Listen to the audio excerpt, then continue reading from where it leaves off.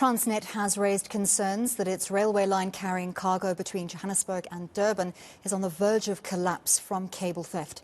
The state-owned company is calling on government to step in to protect the line. This container corridor transports agricultural and automotive goods, grain, fuel and various minerals. So how's the agricultural sector coping with these frustrating delays? Well, we're joined by Theo Boshoff. He's the CEO of AgBiz, that's the Agricultural Business Chamber, as well as Andre van der Vyver, who is with the South African Cereals and Oilseeds Trade Association. Gentlemen, thank you very much to both of you for your time this evening as we continue our focus on rail infrastructure and decay. Andre, I'd like to start with you. Can you tell us why exports particularly are so important in the agri context, given that exports are very much reliant on being able to transport produce to our ports? Thank you, Annie, and thank you for the invite, and good evening to the viewers. What we've seen in the last several years is that agricultural production has continued to grow. And specifically in the case of maize, we're growing at 7% per annum, and soybeans even more. And so what is happening is that we are experiencing surpluses in the grain and oilseed sector, and this is growing surpluses. So we absolutely have to export these surpluses for the industry to keep on growing. And on the international market, what we find is that there's a price, and that price doesn't ask how effective you are in the inland areas. You have to match that price, and you have to ensure locally that you are competitive and that you're efficient and that you can transport your products to the harbors and export it. And that's the only way you continue to add growth to the industry. What percentage of goods should we ideally be transporting via rail, and where are we currently at given the state of the rail decay? Well, I think you should break it into the exports and the local market. Exports are normally a little bit higher percentage. In the case of South Africa, I would say anything from 30 to 35%. And at the moment, we're only about 6%, 7% maybe, especially after the floods of last year. On the local market, it has probably be slightly less, let's say 25%. And there, I would say it's almost non-existent, the rail exports. Only certain routes in the local market still transport goods by rail. Theo, let me come to you. If you could perhaps give us a status overview of the logistics. Our roads, we know, are terrible. We've spoken about them ad nauseum. We've spoken about water infrastructure. Now we're focusing on rail for these past 2 days. And we know that farmers are especially impacted. Yes, thank you, Annie. So I think there's quite a number of different elements that one has to consider. I mean, of course, there is the ports, where we both export, as Andre has highlighted very well, but imports as well. I mean, this also does have an effect on our food security. If you look at our agricultural and food system, the value chains where we are competitive and we do produce a surplus, we can export, but there are other value chains such as wheat, palm oil, or rice, for instance, where for climatic conditions or other reasons, we naturally have to import. And there's a lot of movement within South Africa as well, both from the coastal areas towards the inland areas.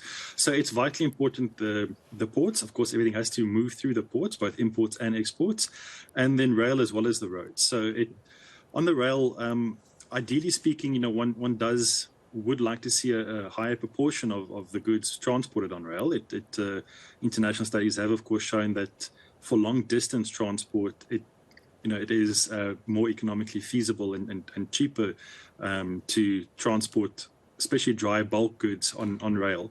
Roads certainly have to play a part. So I don't think it's an alternative between roads and rail. One has to have an intermodal connected system where, especially with short distances, roads become incredibly important. Looking at the status currently, our ports, they're coping to a large extent, but agriculture is a sector that's growing. It's growing in volume terms, so we do need to cater for that and account for that. There are inevitably always disruptions due to weather or whatever other reason there might be, and we need to have the additional capacity to catch up.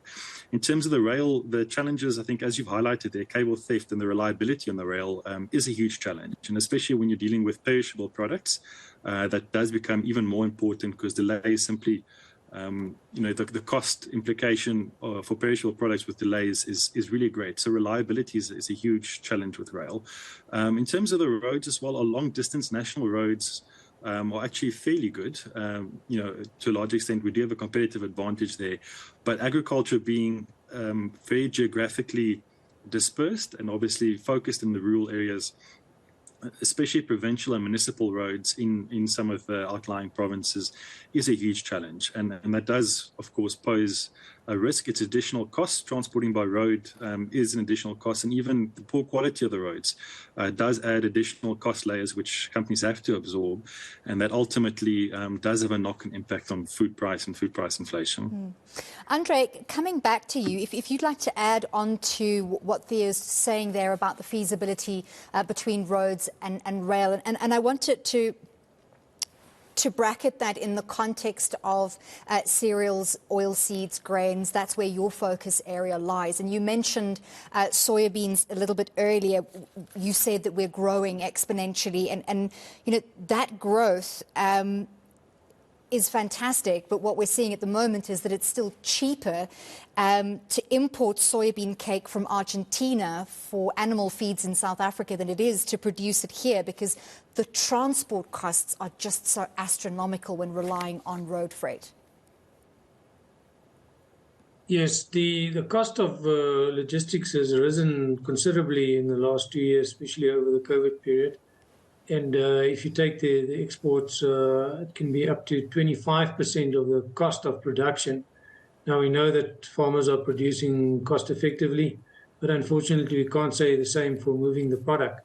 And even if you, as you referred to, the Cape, transporting soybean cake or soybeans down to Cape Town area is equally or slightly more expensive than importing the cake from Argentina. And that should not be the way. So even that railway line going down to the Cape, it's still functioning, and we do transport maize specifically down to Cape Town, but even that is underutilized. So that is something that hopefully we can address in the future. I think at the moment our main focus is really on the export market, because we see that that's an area where we can make a difference in the shortest possible time. So we are working with TFR, Transnet Freight Rail, to come up with suggestions how to improve on the effectiveness of the line down to Durban. We've, for example, started a pilot project where we installed security cameras on the line. You referred earlier to the cable theft. That is a camera that is near Harry Smith and near Bethlehem. There are 2 cameras, and they are working well. And so we'd like to expand that project. And we are kind of, at the moment, coming with suggestions how we can expand on that program to help address the cable theft, not to complain only, but from SCOTA's side to actually contribute something. And then we have another suggestion, and coming back to the old concept of loading block trains to increase on the efficiencies and run those trains straight down to Durban. So that operational possibility is now under discussion as well. The soybeans that you referred to earlier is a product that has expanded very much in South Africa. And although we traditionally exported maize, this year, well, since last year a little bit, and this year we've seen the increase in soybean exports. At the moment, that is all still being done by road, so that's even more costly to transport by road versus by rail. Is per ton 250 rand more expensive, which is a considerable sum. And so we're also looking at planning ahead and trying to see if we cannot take the soybeans down to Durban by rail in the future. So Andre, those are some of the to plans. Jump in there quickly, so that our viewers understand where those costs go. The additional cost of transporting, whether it's grain, whether it's fruit, whether it's cereal, whether it's soybeans, by road as opposed to rail. Do farmers have to absorb those costs, or are they passed on to the consumers, or somewhere halfway between? Well, in the first year, if you haven't planned correctly, it's mostly absorbed by the traders. But in the longer run, in the second year or so, you have to plan and include more fat for any kind of transaction. So a big chunk of that is absorbed by the farmers, but certainly, as Stu said, the consumer also picks up the cost of that, because we're not only referring to the export market, we're talking about the local market where the condition of the roads, like you said, that all contributes to the cost, and that's certainly added to the bill of the consumer. Theo, I want to come to you now. If you could tell us a little bit about the processes and planning that's underway to optimise the framework and where agriculture fits in, because we know the agriculture community doesn't just sit back and complain about problems. The agriculture community is very active and proactive in terms of making situations work, getting involved in legislation and in the crafting of policy. So what's underway? Yes, thank you. There's quite a lot underway. There is a process underway very similar to energy, actually, and the parallels to energy is quite stark. In terms of the president has now called together a national logistics crisis committee where business and government and, of course, Transnet being the state-owned entity will work together to try to resolve many of these issues. Some of the policy changes that are coming, again, if you draw this parallel almost to energy, we know with the energy crisis we have largely it can be equated to an Eskom crisis, but the direction in which we're moving is where the state-owned entity will still be vitally important. However, you also introduce additional capacity from, in the energy case, independent power producers to supplement, the demand. It's no different, in terms of the logistics.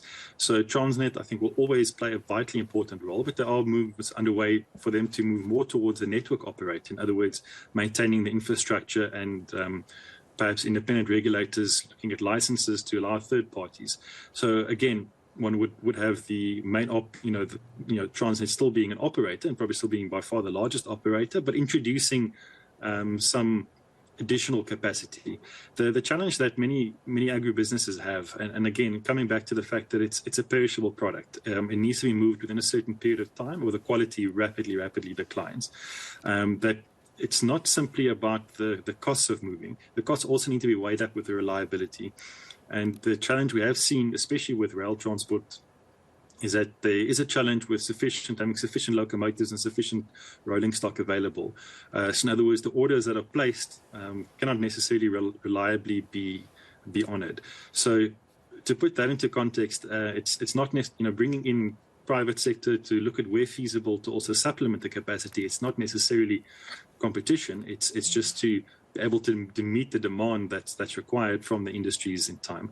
And there are multiple industries, obviously, have got a very key role to play: agriculture, forestry, automotive, general freight, mining. These are all industries that are quite suitable for rail, but you need that collaboration between private sector and government to try to understand where that can take place. We know that our rail network, for instance, is probably built larger than it needs to be, or if you look at the volume, it's probably higher than which is economically feasible, justifying running trains in the full extent of it. Traditionally, it was highly subsidized.